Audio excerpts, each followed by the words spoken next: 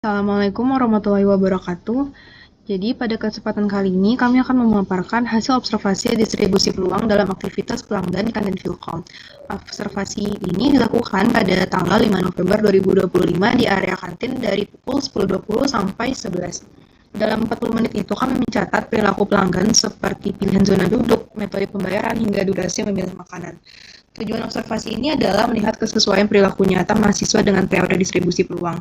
Kami menggunakan beberapa distribusi, yaitu distribusi uniform discrete untuk zona duduk, kemudian Bernoulli, Poisson, uniform continue, serta normal dan z-score. Lewat perbandingan teori dan kondisi lingkungan ini, kami ingin mengetahui apakah perilaku mahasiswa acak, konsisten, atau dipengaruhi situasi tertentu. Selanjutnya, saya akan menjelaskan yang pertama yaitu uniform discrete untuk menghitung zona tempat duduk. Jadi kami mencatat 20 pengunjung dan zona duduknya. Yang pertama itu ada di dalam GKM, kedua ada di belakang GKM, dan ketiga ada di samping GKM. Secara teori peluangnya harus sama, tapi karena hujan pengunjung lebih sering memilih zona 1 yaitu dalam GKM yang lebih terlindung. Artinya secara konsep tetap uniform, tetapi data nyata menyimpang karena kondisi lingkungan. Selanjutnya akan dijelaskan oleh rekan saya.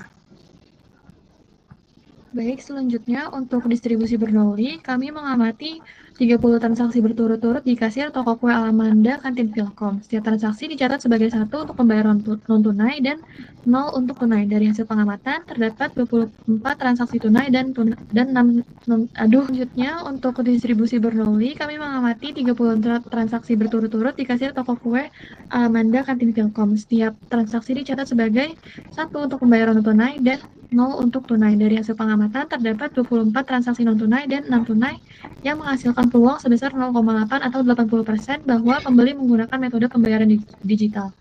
Variansi Bernoulli yang dihitung adalah 0,16 yang menunjukkan bahwa pilihan pembayaran cukup konsisten. Jadi berdasarkan data, pembayaran non-tunai sudah menjadi preferensi dominan di kantin Philcom. Kemudian untuk distribusi Poisson, kami mencatat jumlah pelanggan yang masuk setiap menit selama 20 menit. Total kedatangan pelanggan adalah 39 orang sehingga rataan kedatangan per menit sebesar 1,95. Secara teori Poisson, variansi teoritis juga bernilai 1,95. Namun dari data yang kami hitung, variasi empirisnya jauh lebih besar yaitu 4,36 dengan simpangan baku senilai 2. Hal ini menunjukkan bahwa kedatangan tidak stabil dan terjadi lonjakan besar di menit tertentu. Sementara beberapa menit lainnya tidak ada pelanggan sama sekali. Temuan ini menggambarkan bahwa aktivitas di kantin sangat dipengaruhi oleh jam bubar kelas dan pergerakan kelompok mahasiswa.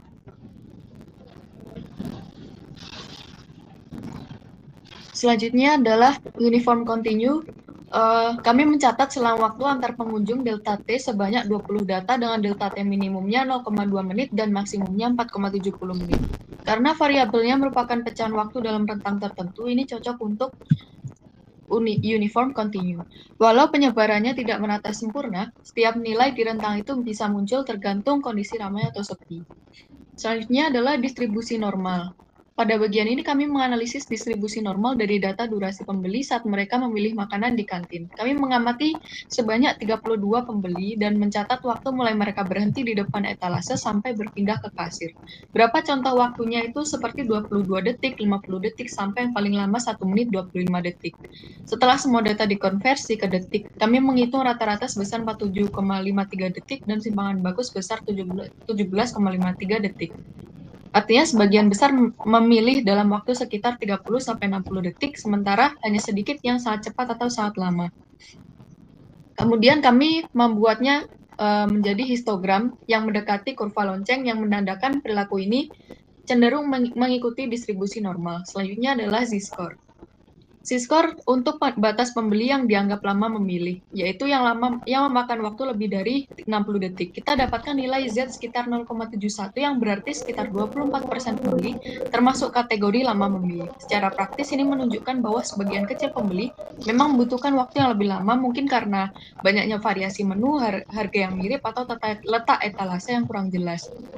Dari semua distribusi, kami menemukan hal seru. Teori probabilitas memberikan pola, tetapi data nyata selalu membawa cerita. Hujan menggeser zona duduk, keramaian mengacaukan Poisson, dan proses memilih makanan ternyata mengikuti pola alamiah yang mendekati normal. statistik membantu kita melihat bahwa di balik aktivitas sehari-hari di kantin ada pola yang bisa dijelaskan. Sekian presentasi dari kelompok kami. Kurang lebihnya mohon maaf. Wassalamualaikum warahmatullahi wabarakatuh.